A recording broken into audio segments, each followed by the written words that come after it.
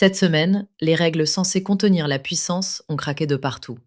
En mer, devant les juges, dans les urnes qu'on réclame, et jusque sur les écrans des enfants. Avec au centre cette formule impossible à laisser passer. Donald Trump parle du détroit d'Ormuz comme d'un territoire américain. Pas une petite parcelle oubliée, Léa, une artère énergétique mondiale. Et derrière Hormuz, l'Ukraine. Réclamer des élections en pleine guerre, est-ce restaurer la légitimité, préparer une manœuvre politique ou fragiliser la résistance? Les rédactions ne racontent pas la même crise. On verra aussi comment les sanctions américaines serrent la CPI entre souveraineté et universalité du droit. Puis au Sud-Liban, où chacun raconte les violations de la trêve d'une manière qui peut peser sur sa survie. Et le procès de Meta nous laissera avec une question très concrète. Quand l'attention des mineurs devient un marché, qui porte la responsabilité? La plateforme, son modèle économique ou les parents? Mais d'abord, cette semaine, Donald Trump a déplacé une frontière avec une phrase. Il faut comprendre ce qui se joue réellement dans le détroit d'Ormuz. Le socle est solide. Plusieurs rédactions rapportent que Trump a présenté Hormuz comme un territoire américain le 21 août, pendant un discours en Caroline du Sud. Elle relie cette déclaration à la pression exercée sur l'Iran, blocus maritime, contraintes économiques et recherche d'un accord. Et ce n'est pas une querelle abstraite de souveraineté. Le détroit est une route majeure pour le pétrole et le gaz. Contrôler les passages, ou seulement convaincre qu'on les contrôle, donne un levier économique immédiat. Oui, plusieurs titres rappellent aussi que ce n'est pas une sortie isolée.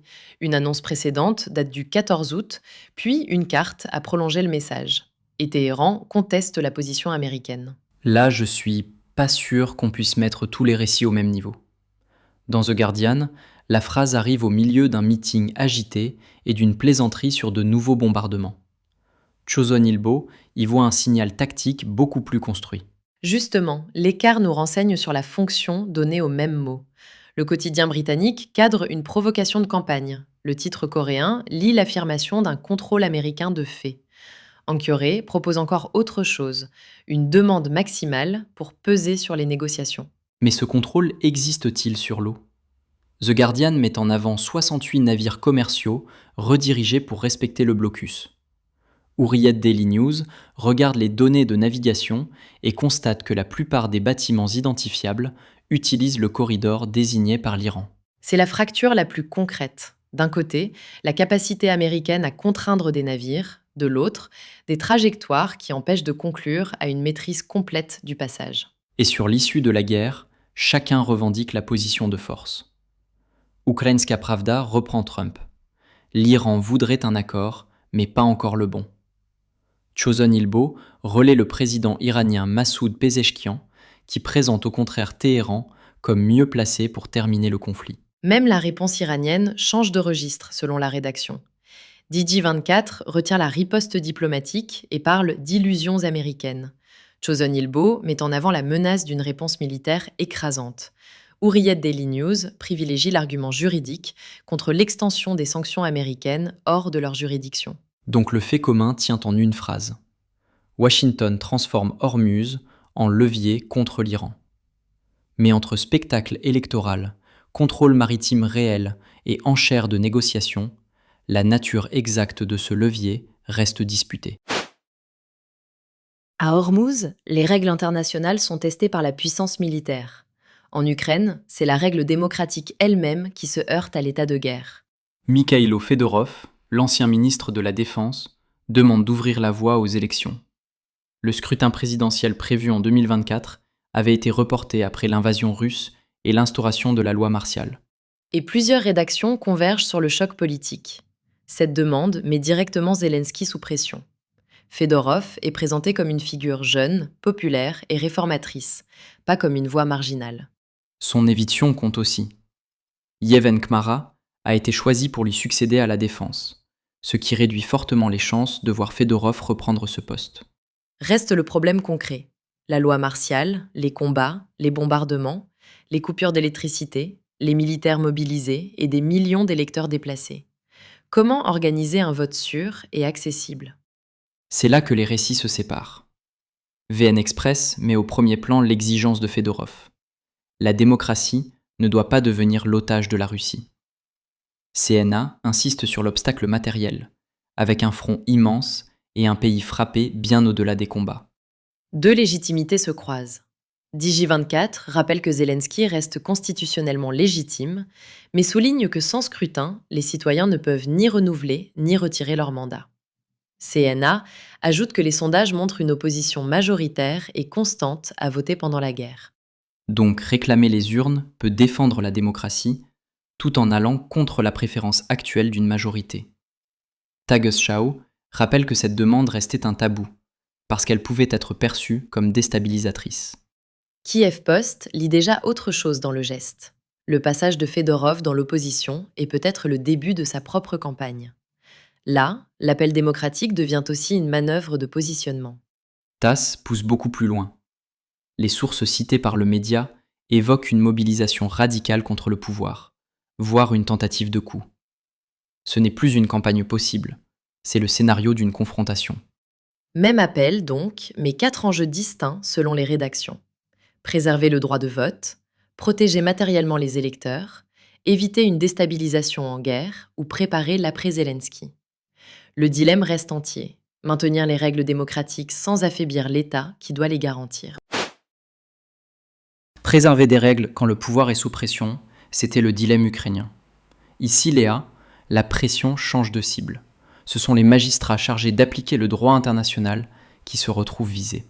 Les États-Unis ont sanctionné Tomoko Akane, présidente de la Cour pénale internationale, et Abdoulaye Seye, haut responsable de la Cour. Plusieurs rédactions y voient une nouvelle étape de la campagne américaine contre la CPI. Ses soutiens dénoncent une atteinte à son indépendance, tandis que l'Union européenne réaffirme publiquement son appui. Et ce n'est pas une querelle abstraite. The Hindu rappelle que le dispositif américain remonte à février 2025 et qu'il est lié aux enquêtes et mandats visant Benjamin Netanyahou et Yoav Gallant.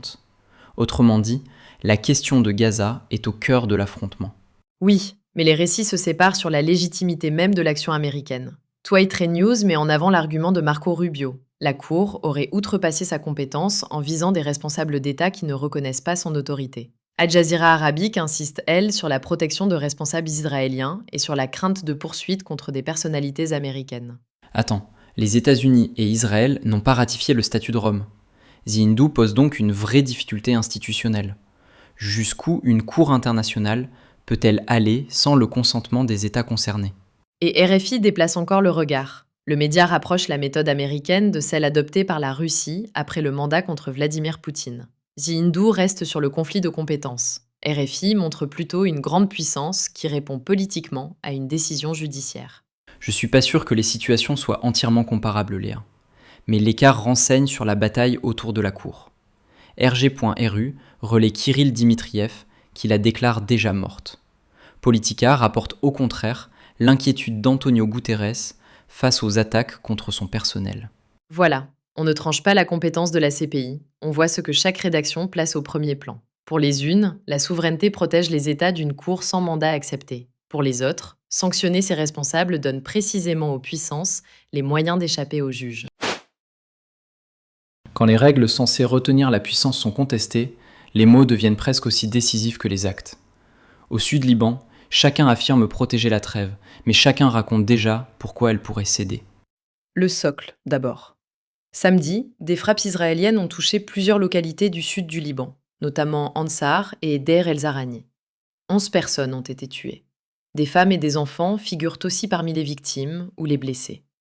The Hindu décrit l'épisode comme le plus meurtrier depuis l'accord conclu en juin. Et juste avant, 3 soldats israéliens avaient été grièvement blessés près des hauteurs d'Ali al-Taher, dans une attaque par drone attribuée au Hezbollah. Ce point-là revient aussi bien dans le Jerusalem Post que dans Presse TV. Oui, la version israélienne présente donc les frappes comme une riposte. The Japan Times met en avant la mort d'Abu Hassan Allah, décrit par l'armée israélienne comme un haut commandant du Hezbollah. The Hindu ajoute qu'un commandant de la force Radwan aurait été tué à Ansar. Mais 11 morts et des civils touchés. Qui porte la responsabilité de leur présence au milieu des frappes ? C'est là que les récits se séparent franchement. The Hindu relaie l'accusation de Benjamin Netanyahou. Le Hezbollah exposerait délibérément les civils. Al-Manar inverse le cadre, décrit une violence exercée contre le Liban et place au premier plan la souveraineté d'un peuple refusant de négocier sous la menace. Même fracture sur ce que les frappes sont censées accomplir.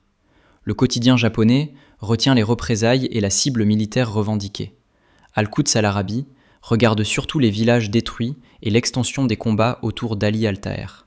Et sur la suite, personne ne dispose encore d'un scénario certain.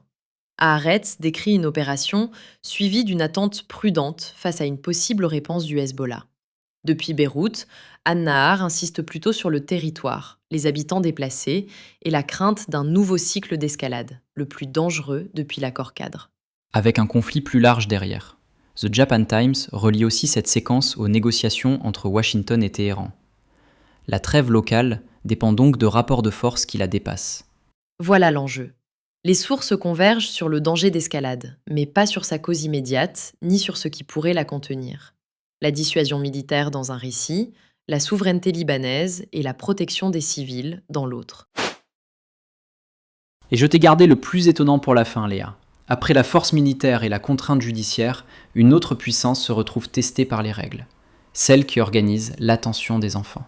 Le 18 août, un procès fédéral majeur s'est ouvert en Californie contre Meta. L'entreprise est accusée d'avoir conçu Facebook et Instagram de façon nuisible ou addictive pour les mineurs et d'avoir minimisé ces risques. Et ce n'est pas une plainte isolée. 29 États américains sont engagés. 4 mènent l'action, dont la Californie et le Colorado.